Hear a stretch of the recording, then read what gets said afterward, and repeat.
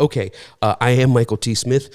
This is the Church of, and here is your message for the week of October 20th, 2004. We're talking about relationships. We're talking about the connection between priority, right, the hierarchy of priority, and the hierarchy of integration. And we're looking at relational richness. And that relational richness has two dimensions. Sometimes we have individual relationships or relationship clusters that are both high priority and high integration. And that integration plane can be on a functional plane that we carry out the daily living of life with people in a high priority hierarchy for us. They're very important to us.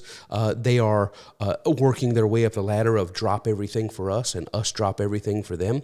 And when you have people that are in your heart that have that equity, that accrued equity in your heart, and those people are simultaneously high on the living life together, the functional, or even the ideological. We don't do a lot of life together, but my God, we are simpatico. We see the world the same. Our connection speaks to each other's deepest yearnings, deepest longings, deepest beliefs. That richness can exist in individuals. It can exist in individual relationships, in a cluster of relationships, but also it can be parceled out. And you may find that you have functional richness in one area with whom people you don't have a lot of ideological richness. Or there may be people that you have ideological richness that you don't have functional richness. Or there may be people who would drop anything for you, but they're your family, they're your sister, they're your cousin, they're whoever, and my God, if you were ever in trouble, they'd be the first one to come running, but you really don't do a lot together and you don't see the world eye to eye. So sometimes we have these concentrations of individuals and clusters, and then sometimes we have this parceled out, this piecemealed goodness, and taking stock and saying, okay, God, as I look over my journey, people walking in and out of my life, at all times, I see God has provided this priority, this integration, this ideological, functional richness in my life. And I have to be able to look back over my shoulder and see, okay, God, I see where you've done it. I see the relational landscape of my life 20 years ago, 30 years ago, as a child, even in difficult circumstances or difficult seasons. You know, you had the one relative that looked out for you, or you had the one friend, or you had the one teacher, and then you move into, your young adult years, and you had this one job that was, and you look at it, and you look back, and you say, man, that day is gone, or that relationship was thriving and burning hot, and then it cooled, and I can't explain it, or there was intense closeness, and now there's distance, or there was intense harmony, and now there's disharmony. But as you move season to season, keep in mind, everybody's the star of their own show, right? I mean, Connie is my wife, Michael is my son, Pop is my dad, because I'm the center of the show, and all the possessive descriptors belong to me. But they are the star of their show, right? In Mikey's show, I am his dad, and so it's not only that people are that the players are making their entrance and exits out of your life, but keep in mind you're making your entrance and exit out of their life, and hopefully you've left some richness. Hopefully they've left some richness. I would say the evaluation of richness is sometimes immediate, sometimes it takes distance, sometimes it changes over time, and I would say that if we're looking with Christ-sightedness, we'll always end up looking back and saying, okay, I can see good here. Remember, we talked about in the previous part of this relationship series, if you think you've seen a person and your conclusion is bad, that they are bad, you have not seen them at all, right? You've not beheld them because we behold until we're beloved. And so even though we look back, and again, when I say this, I'm not talking outside of the parenthetical normal, right? I'm saying, well, you're trying to say my attacker, or you're trying to say the person that, murdered so-and-so, such and so, that I'm supposed to look back and find richness. Well, at minimum, we're supposed to have the Christ-sightedness to see their humanity, at minimum, right? We should see them pitifully, at minimum. Doesn't mean we need to have proximity. Doesn't mean we need to let the waters of their relational shadow, or the shadow, the weight of their relational waters wash up on our shore. I'm not suggesting that, but at minimum, when we see Christ-sightedness, we see that they are also an image-bearing creation. That's our baseline. But beyond that, we might see them as the Father. As we might see them as God sees us. And again, I'm not prescribing. I know somebody wrote in the last thing, oh, so I should just let my alcoholic dad who punched my face out every time. So you're just saying I should, let him be around my grandkids. Nobody said that ever. Not at all. But I do think that at least theoretically, we must admit that it's possible that we could look at the most horrific person with Christ's eyes, right, and see humanity in them. And certainly, if you've ever been in prison ministry, right, if you've ever been in that type of ministry, that is the ministry, right? That it is the ministry. Is you go and you sit with people and you say, "I'm looking at this woman." And it's not that, well, you dismiss all her bad deeds or whatever. It's that you don't reduce her down to those bad deeds, right? That her human worth transcends those bad deeds. And I think maybe if you've never worked in those places, you've never got close to the awful people, you've never got close to the terrible monsters of this world, close enough to see their humanity. So you're saying you see this person's humanity, so you think you should be out on the street. I don't think you should ever be out on the street again. But that's not the point. We're not talking about practical navigation. Of access to commit to perpetuate harm. That's a different conversation, the worth conversation. So as you look back over your life, I hope you see richness, and I hope people see richness in you, that you've exited the stage of their life. Maybe you've exited the stage of their life permanently. I mean, we'll all eventually make our grand exit from the stage of all lives, but our presence there hopefully lingers, and hopefully, mercifully, graciously, it's not a one-dimensional memory.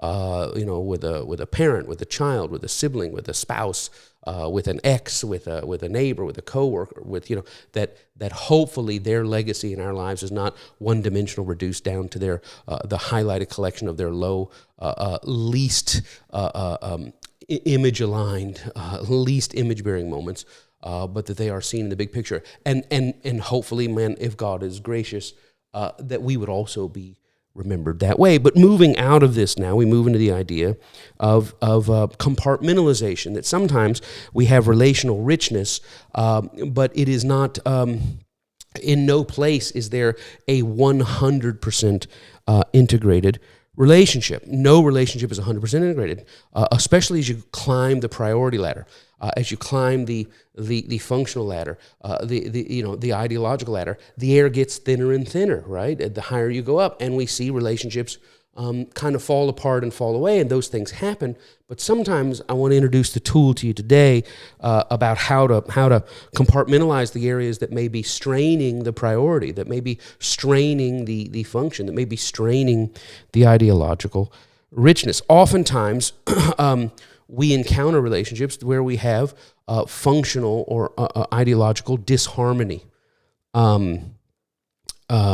Even in high integration bonds, where it's like, my wife is, my children, they're everything to me. My family, my dad is everything to me, right? My sisters are everything to me. My friends, but even in there, we will have a functional and ideological disharmony. Sometimes, though, this disharmony, which you can live with a lot of times and manage disharmony, but then sometimes there's also this functional and ideological disruption, that the difference is so great that it's disrupting that the pursuit of the ongoing integration, the ongoing function, the ongoing operation, the pursuit of that, the disruption is so heavy that you may be willing to trade the closeness, like to forfeit the closeness for the sake of escaping that disruption.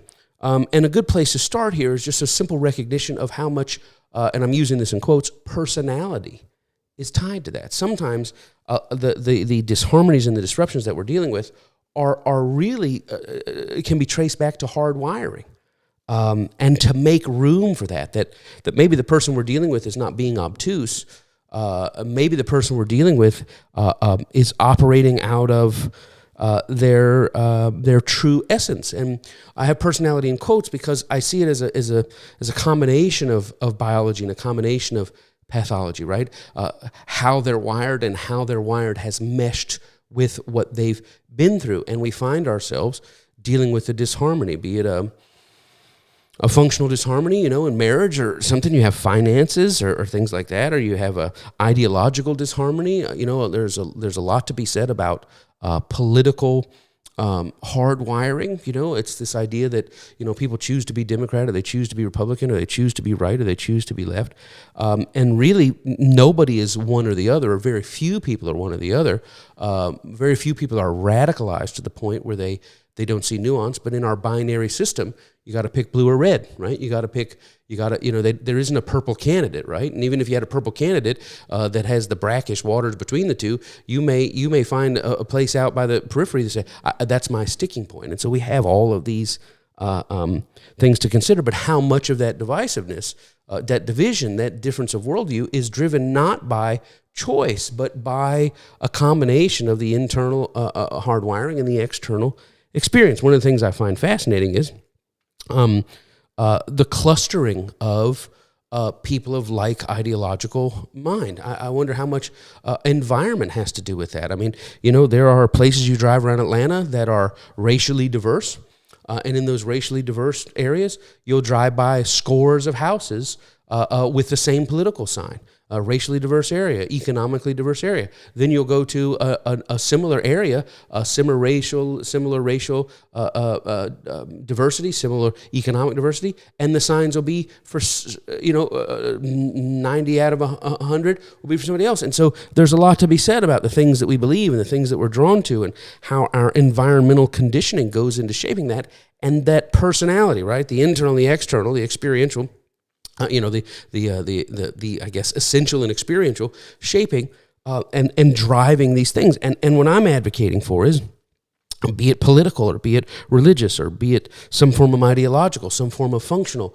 Bill thinks you should spend it now before you die. And Fran thinks we ought to save it so that we have some left when we die. And is how much of that is personality? How much of that is the experience? I know people that I'm very close to who spent all their lives spending and enjoying, and got to the end and things were very difficult. I know other people who spent all their lives saving and scrimping and sacrificing, and got to the end and said, well, we're really going to save up and enjoy it now, and somebody passed ahead of time. And so when you're a child of that, or you're a product of that, or that is in your informational feed, it becomes part of your personality, and you start to contend and dismiss and argue and relate based on those things. This is not the point of today. But by nature of formative experience, sometimes people in a relationship are unable, and I mean unable, either in fact they're unable to come to a place of integration on this matter, functionally or ideologically. Maybe they're unable to do that. In fact, they're unable, or maybe they're unable to do it in acceptable degree. Like, this is one thing Connie and I talk about. If you have a person that's a level 4 of cleanliness, right? You might, through a lot of screaming and threats and fights and arguments and shame and silent treatments and outrage and good cop, bad cop and stick and carrot, you might be able to get a tidy person, a person with a tidy level of 4, you might be able to get them to a 6. But I don't think you're going to get a 4 to a 10, right?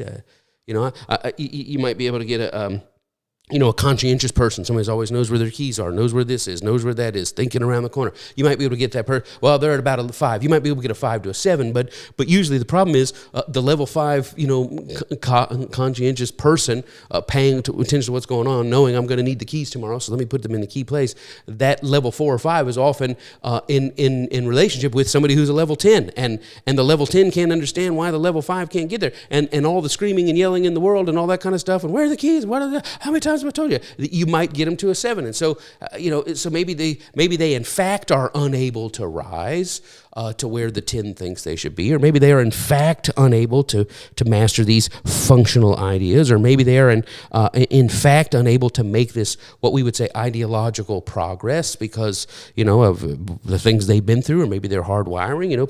Some people are just hardwired to cut people off, and some people are hardwired to give 1,000 chances, and some people are hardwired, fool me once, shame on you, fool me twice, shame on me, and other people are like, yeah, but if I just love them a little harder. They may or may not be able to, in fact, move out of that. They may or may not be able to, by acceptable degree, I would say acceptable degree, or even perceptible degree. Connie and I had this conversation in our marriage where, she was, very frugal and it was strange for me because I think we talked about this last week. I was doing pretty good financially when we met, and it was just culture shock to me when she was like, well, I can handle the finances. I said, it's fine with me, it's just whatever, as long as, I swipe the card, and if there's money, if not, I just swipe another card, I just, and we'll, pay the bill, we'll figure it out, which is not a great way to live life, but it was very strange for me to, to be married and say, hey, can I have $20? And she's like, well, what happened to the $20 I gave you last week? I'm like, well, that was 9 days ago. It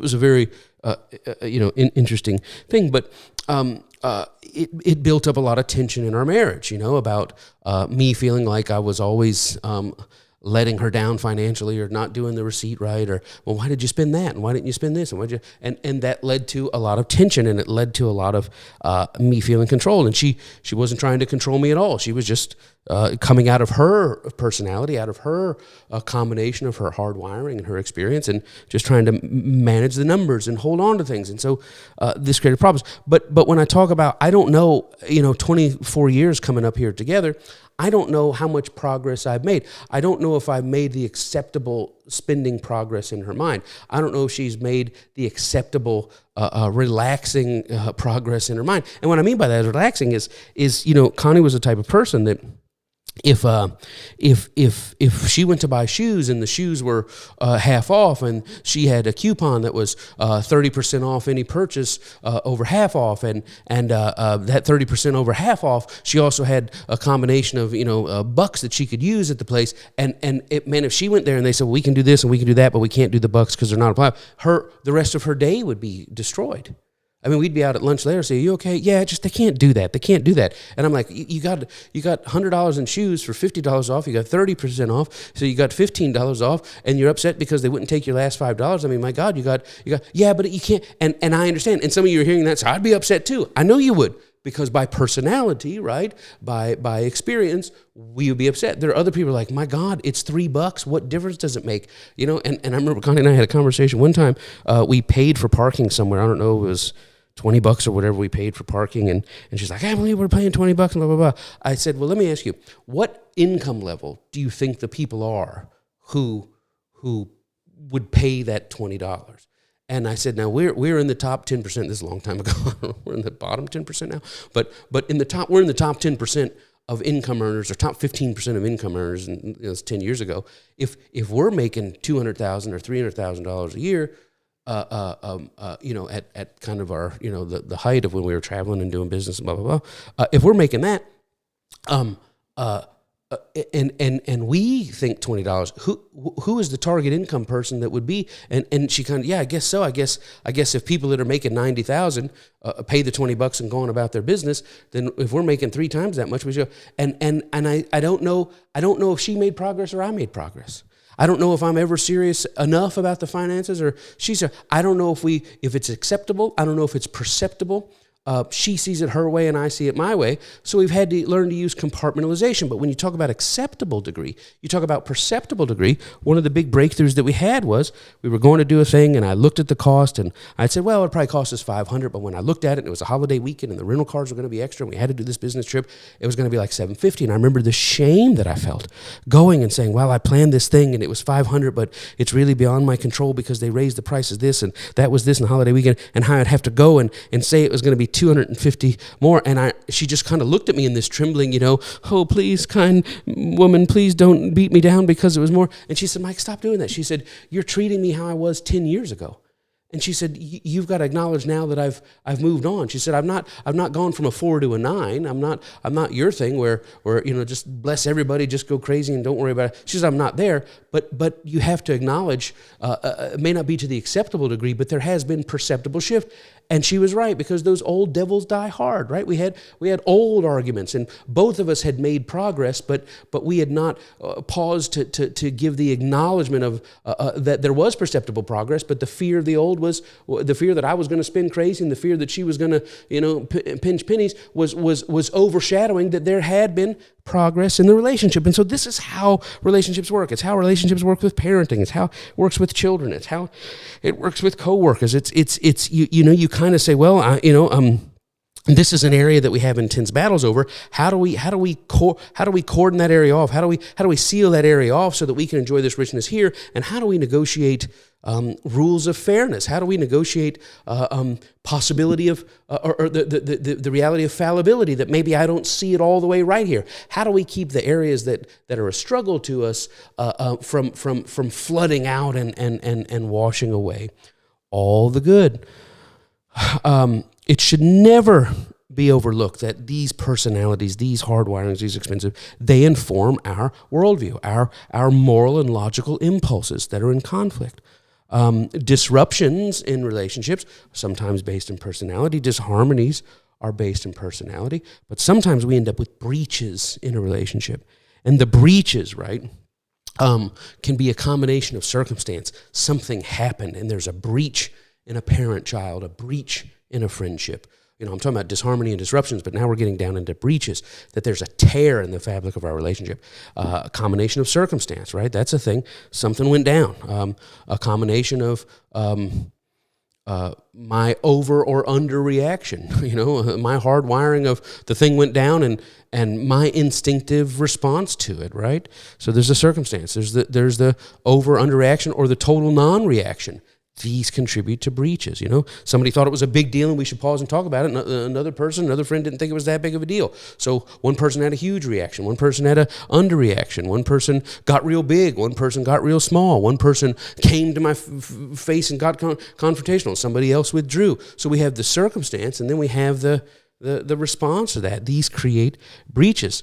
Sometimes factoring into a breach is the skill set, which is I know that this isn't where we should be, but the tools in my toolkit aren't I need a 3/8 inch socket and I only have the 1/2 inch. I don't have the tools for this, and so we have a breach because there's a circumstance. We have a breach because of the level of reaction and response. We have a breach because of a gap in skill set, and so there's a breach in skill set or the circumstance, the response and the skill set. Another big factor in this in a breach is energy, right? Energy is a big thing. It's like, and when I say energy, I mean some people they bring energy to it. Let's work on this, and other people are lethargic about it, right? They're kind of it's like, yeah, I know we got a problem, but dealing with it's a hassle. And the other one's like, well, I want to get better here, and I want to talk this through. Another person, I don't really want to talk it through. And so there's an energy level. So I had a good friend, or I had a parent child, my oldest, my youngest, my middle, my sibling, my brother, my sister, my cousin, a coworker, even people in a church, a friend from church or whatever. And there's a breach, and you say, well, what happened? That's a circumstance. And what was the fallout? What was the reaction? That's the what was the fallout? That's the reaction. And then how what happened from there? Well, I treated it like a nail and swung a hammer at it, but maybe that wasn't the best thing. I didn't have the skill set, right? And then, did you guys talk about it? Yeah, but I don't know if they had the same energy. I was all energetic for a resolution, and they didn't feel like it, or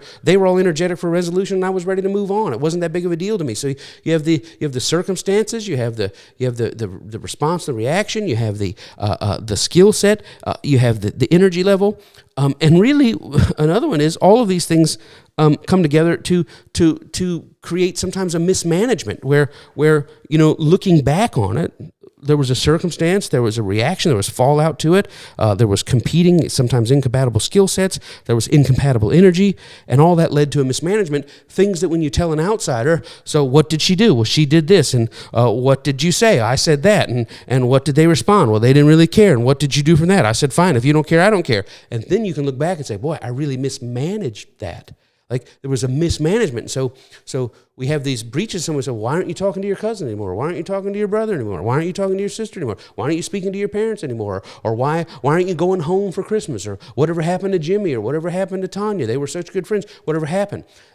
There's been a breach. And so please know that what I'm saying to you today about breaches, a breach in a relationship does not negate what I've said previously. Sometimes there's no explanation. I have at the end of this, in this list, these breaches, a combination of circumstance and fallout, the reaction, blah, blah, blah, blah, blah, the combination of skill set, the energy level, this netting of mismanagement, but do not neglect this final one. Sometimes it's just a mystery. There's a breach and we're really not able to put a finger on why. So many people that enter into estranged relationships, when you ask them years later, what was it? And they say, I really don't know.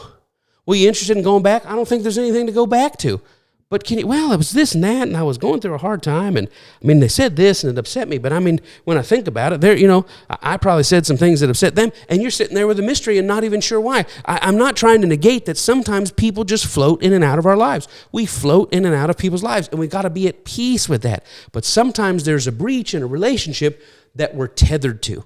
Right? It's still mom. It's still dad. It's still a child. It's still a sibling. It's still a coworker. It's still a spouse. It's still, that it's nice to say, well, we just floated in and out of each other's lives. But sometimes there's a breach with people that we're locked into. And we're trying not to get to estrangement. We're trying not to go, I just don't talk to my kid. I just don't talk to my parents. I just, I got a divorce. We're trying not to get to that place. And so in between us existing with this breach, combination of circumstance and fallout and skill set and energy and mismanagement and sometimes mystery. I've got this. There's a breach between us, but you still are in my functional, ideological, and priority sphere. And compartmentalization works with that. So let's talk 3 areas. We'll just talk about 15 minutes or so, and then we'll wrap up and move into some other things. So I want to talk about 3 areas, and I'm not giving every example. This is not counseling. Of course, I do how can I help sessions, and we try to work through specifics and things like that, but this is not that. But I want to cover 3 areas. First, in this religious and spiritual, because we did Q&A last week, and as soon as the Q&A was over, somebody said, man, I got a question. I was like, that was the question to ask during the thing. So this is a big thing. It's a question that many of you have, because when you're dealing with the Omega view, right, you're dealing with the church of, when you're dealing with the big picture, there's sometimes a lot of disharmony, sometimes even disruption, sometimes even breaches as a result of your altered worldview. And people say, how do I manage that with my family? How do I manage that with my spouse? How do I manage that with my parents and my children? A big question is, say, Pastor, how do I manage that within my own self? Because sometimes it's taxing. Let me start with a reversal of the idea of people, all the people that we've loved in our previous conditional lives, and not all of you come from Christian backgrounds, but the majority of us come from a weaponized, conditionalized form of Christianity. That is, God loves you if you do A, B, C, 1, 2, and 3. God loves you, and unless you do A, B, C, 1, 2, and 3, there's going to be, that we've got a private solution. We got a private formula. It was passed on to 12 guys, one of whom was just a total dog. So it's passed on to 11 guys, but they voted him off the island and got the 12th person in. And that 12 people had the secret formula, and they've been trying to get the secret formula out. And they try to get it around the world. And sometimes when people wouldn't accept it, we just pointed guns at them and said, we accept it now. And then we buried them in our boarding schools. But we won't get into that. But it,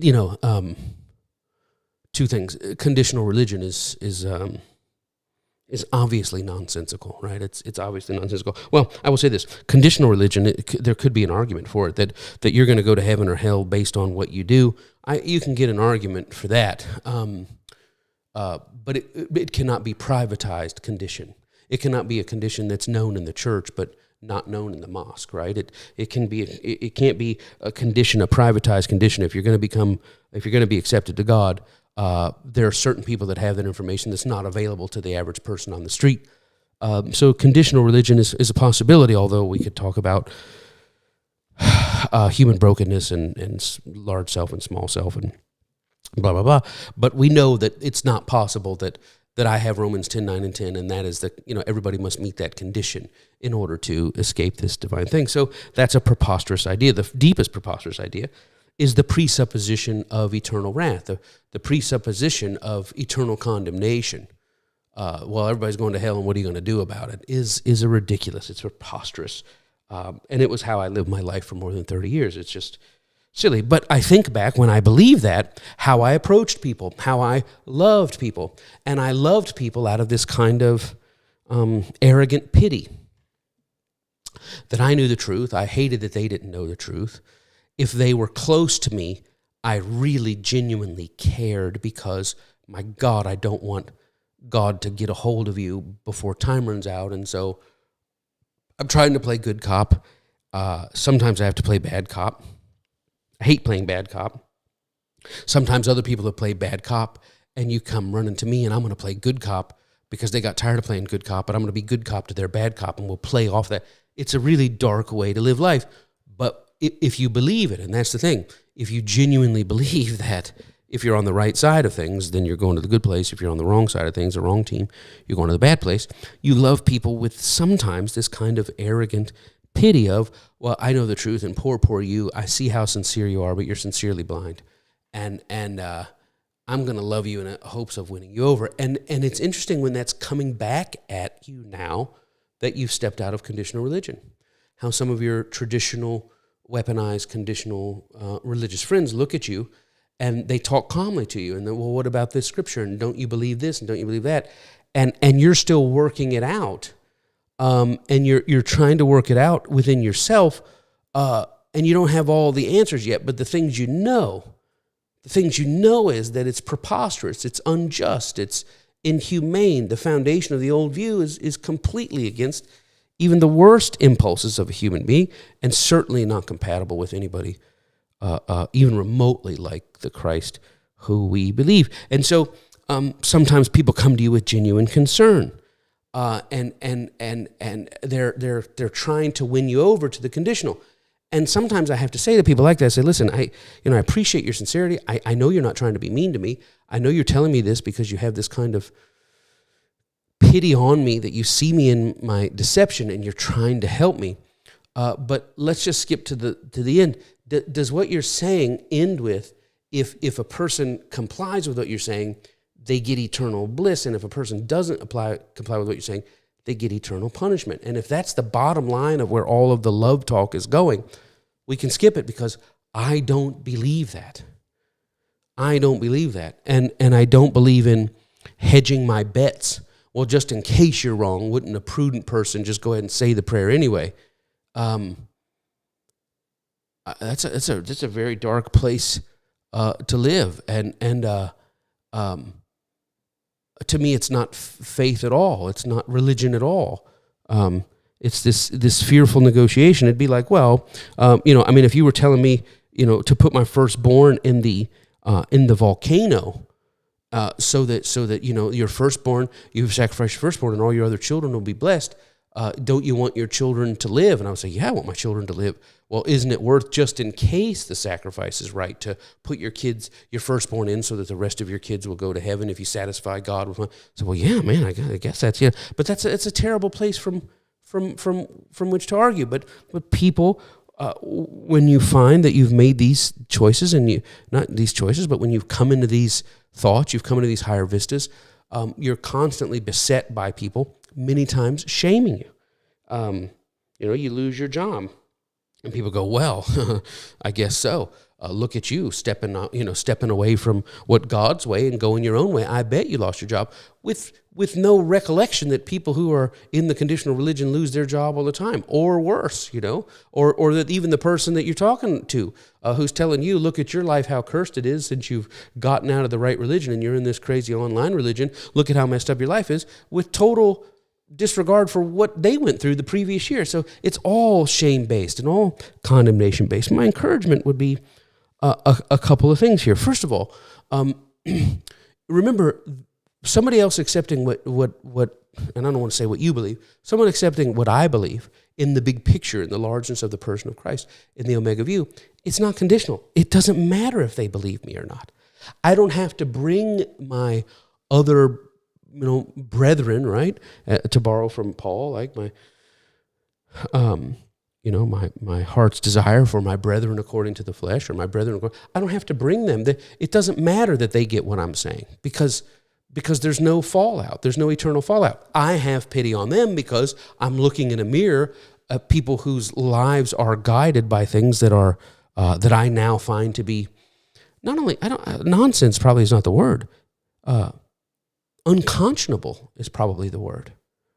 The things that I did to myself, the chess that I played with my own children to make sure that every birthday card, that every Christmas card, they knew how much I loved them, but they also knew how important it was that they made Jesus Christ Lord and personal Savior before they died, that I wanted their success. Did you want your kid to be success? Yes. Do you want them to have successful careers? Yes. Do you want them to marry and be happy? Yes. Do you want them to be healthy? Yes. Do you want all of that even if they don't believe your religion? My God, no, I'd trade all that. I hope they have a life of misery as long as they die and go to the right place. I mean, that's how deep and dark but now it doesn't matter that it doesn't matter if a Christian or a Muslim or a Jew or a Hindu or an atheist, it doesn't matter that they accept my view because my view is no longer conditional. My enlarged view, right? My view of declarational truth of the largeness of God, that God is goodness, right? That the origin, the sans cosmic origin of all things is love, and that it began with love and it ends with love, and that the one thing we know in this universe, which on surface value seems indifferent, but somehow even in this seemingly indifferent universe, we humans have been wired or whatever to respond to love. And say, well, you're responding to warm feelings, but I would say we all are responding to comfort, but a revelation of love being the difference maker and the essence of the universe, putting us in a proaction to bring comfort to others. To me, that is my religion. And whether or not you believe that, it doesn't matter. I don't need to rescue you from anything because I don't have a fear that God is going to get you if you don't get to my way. I don't have a fear that you're going to be left behind. I don't have a fear that you're going to be, when the jihad breaks out, that the righteous are going to, crush the infidels, or that the seven nations or the armies from the. I don't have that fear anymore. It's unconscionable that I would live that way, or that I would believe that way, or that I would operate in my marriage that way, or operate in a neighborhood that way, or operate with a family or a stranger or a friend that way. It's preposterous to me. So there's room enough for your conditional view within my view, because the true pity is that I look at you as partial sighted because I see me as partially sighted. But the reverse is when I look at me as having clear sight and I look at you as having not clear sight, and now you've got to get the clear sight because your blindness is setting you up for God's wrath. And I'm no longer having those arguments. Well, look at the Bible and look at the Scripture. You can take me through that. That's not my final authority. It used to be that my whole life, if it wasn't here in this book, it wasn't anywhere. And if you weren't coming at me with the book, but not anymore. Not anymore. I refuse to believe that you have to go to the book to find the answer, because the book gives a proximity unjust disadvantage or advantage to, or creates a disadvantage to people for whom that book is not given cultural and familial and social primacy. So it's just I'm beyond arguments. I'm beyond persuasion. I'm beyond and the only thing you have is, but if you don't listen to what I'm saying, God's going to get you. And that's where we disagree. We don't disagree on what you're saying. We disagree on the consequence of what you're saying. And I'm at peace. Well, you're at peace. And then it's, well, you're not going to raise my grandchildren that way. My grandchildren are going to find out the truth. And here it comes all the strife again. And so what do we have to do? We may have to compartmentalize. Mom, Dad, my brother, my sister, my friend, listen, we have a lot of priority, function, integration. So our ideological is suffering. How can we compartmentalize this off? Is there a topical compartmentalization, a conversational compartmentalization? Do you see worth in me beyond our ideological agreement on this point? And now we're getting to the rubber, where the rubber meets the road. And if the answer is no, I don't see any worth in you unless you accept this. Well, then we might need to just have safety rules. We might just need to have, look, we're going to come to Thanksgiving, we're going to do this. And just like we don't want everything to devolve into political discussion, we don't want everything to devolve into, well, let's talk about John again and how he's online with a preacher and he don't believe in Jesus. No, and it's how do we create boundaries with that? And what's interesting is, I suspect that there have been people around me who were not believers, who were not Christians, who I tried never to beat anybody over the head. I tried never to bash people, but I think sometimes in the way I live my religious life, it was It was condemning even when it wasn't meant to be. And I think you can say, well, that's because light's in me and darkness is in them, and I'm going to pray over the food, and my food, I don't care what you say, and I'm not going to laugh at that joke, I don't care what you say, and we're not going in that casino, I don't care what you say. And people go, my God, what's weird with them? And they lash out sometimes. You make me feel so bad, like you're preaching all the time. I didn't preach nothing. I just said I'm not going to the casino. I'm not going to the bar. I'm not going to do that. But now I look back and I feel like I'm that person, because I walk into a place where everybody says, circle up and let's bless the food and da-da-da, and Jesus, and it's like, oh yeah, and I can bless the food with anybody. You go to bring me to any gathering, bring me to Jewish gathering, Muslim gathering, atheist gathering. I'll say to the great spaghetti monster, thank you for the food, and just God bless the cook, no matter how she looked. I'm okay with that because I'm at peace in the large view, and in the large view it wraps its arms around everyone. But now you know what it's like to go to the gathering and to be the one outside, to be the one that everybody's trying to win, and you have to have graciousness there. And at the point that religious difference starts to encroach and put priority or integrative strain, how can we compartmentalize and say, Mom, I love you. Dad, I love you. Say to your friend, listen, sweetheart, I love you. We're married. Yeah, but I don't want you bringing the kids up and telling them that non-Christians are going to heaven, because that bothers me. Well, I don't know what we're going to do here, because I am going to live my life, and I'm going to tell them that there's a lot of good from that religion, and there's a lot of good from that belief, and that it did a lot of good things for me, but also I just think God is bigger than that. And so I believe in Jesus still. I believe in that person, but I believe that when we turn that person into a weapon and we take people from God in order to take God back to people, I just believe God is bigger than that. But son, daughter, one day you're going to have to figure out yourself. And your mama has a view, and this one has a view, and the Muslims have a view, and the Jews have a view, and the Hindus have a view, and the atheists have a view. And I'm just telling you, where I am after my journey, I'm in the view that God is love, and that conditional religion is not good because it divides, but declarational religion of how good God is, I think, is a useful thing. And parents deal with that all the time.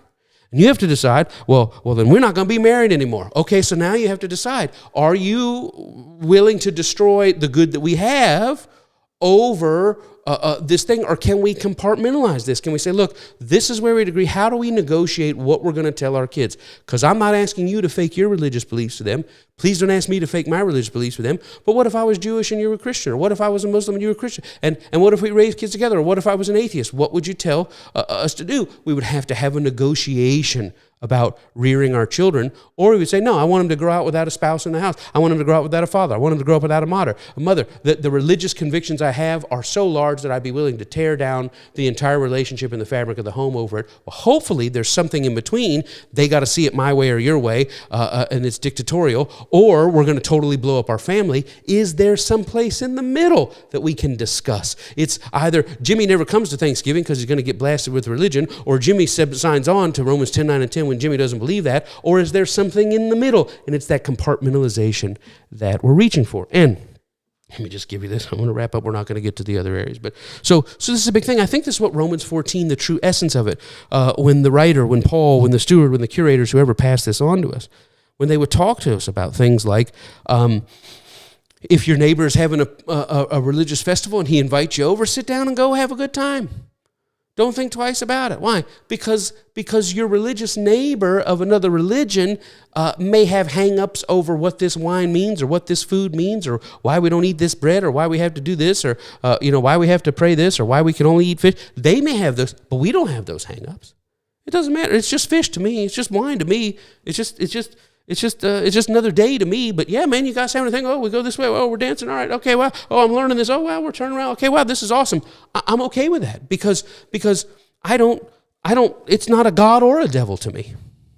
I know that everything that you're doing in this is you're doing it with an aim to capture the divine mind and to bring somehow love down into your relationships. I talked to a TCO member last week. He said, now on, I see people. I said, who is your God? And they said, what? Who is your God? Oh, Allah is my God. Well, let me ask you, is love somewhere in your religion? Is somewhere in there is about treating people right and doing people good and showing compassion? And said, yeah, that's my religion. Well, man, that's my religion too. Who is your God? Well, Jehovah's my God. Well, I don't know much about that, but let me ask you this. Is it basically boiled down to how you treat people and having compassion and taking care of your neighbor? And you'll find that we get a lot of different names, but really what we're naming is love. And so is there a place where I know what whatever feast you're having or whatever thing you're doing it towards the omega view. You're doing it towards the largeness of the big picture, of the big truth, but you're doing it through a privatized lens. I have no reason of shaming your lens. I'll get in there and do that lens. Oh, I got to sprinkle some stuff on me. Good, I can do that too. Or, oh, we're not eating that. We got to wave our palms now. That sounds great, because I know that all of these things are a reach into the divine winds to capture the universal truth that's true about all things for all people at all time. And that's where I track with it at.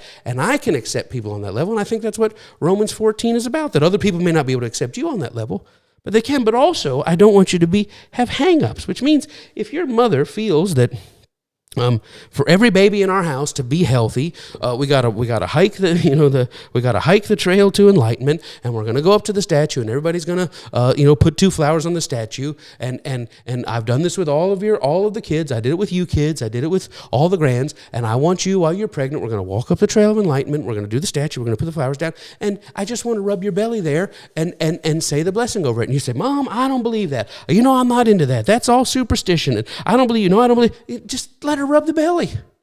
Walk up the thing, sprinkle the flowers, do it with a smile, let her rub the belly, let her soul be at peace. Well, I'm not going to do that. That's all bad. I don't believe in that. That's the old Christian crap that we used to be into. That's the old privatized weapon. I'm not going to let those spirits around my children, bringing in those faith things. I got delivered from that. I used to be in those temples, and now I got out of that, and putting the fruit down and waving that. I got out of that, and you're not going to bring devils around my child. We don't believe in the devils coming after the child either. We see a sincere woman who's seeking soul peace. She just wants to have something to hold on to in this chaotic world, to believe her grandbabies will be okay. And it's not for you to go up and to say, I'm not going to do that. And then now she's freaked out. Let her sprinkle the flowers. Let her rub the belly. Let her say the prayer. Go on, do the thing. Take the photo. Let grandma or great-grandma be happy and be at peace. And my God, if the kid is born missing a toenail, don't say, see, Mom, your little prayer didn't work. Why would you want to torment those who are tormented? Why? Because you know that the prayer, not prayer, the toenail might have been there or not might have been there, because we live in a very complex and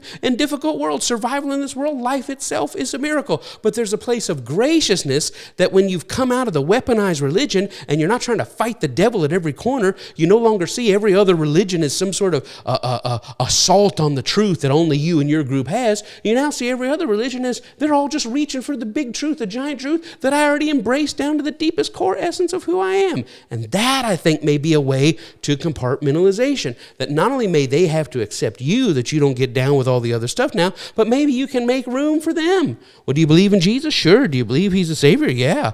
Maybe not in the way you believe in it, but man, I believe he's a big savior. As a matter of fact, I think I believe the same thing you believe. I just believe it way bigger than what you believe. And I believe God is good, and I believe God's even gooder than you may believe. Is there a way to preserve so that we don't lose this relational richness? Is there a way to negotiate and compartmentalize so that it's not either you give up yourself or they give up themselves, or we dissolve? Is there a place in the middle where this topical, conversational, ideological, functional, whatever those things are, can be compartmentalized? Why? So that we keep the good, because really the good in life is who you spend it with, and we don't want to lose it over religious things. So that's that. I've got 2 more areas. I want to talk about family. I want to talk about marriage. I want to talk about strained parent and children, childhood hurts. I want to get to all that kind of stuff, but it won't be on today. Hope you got something out of this. Of course, thank you so much for your support.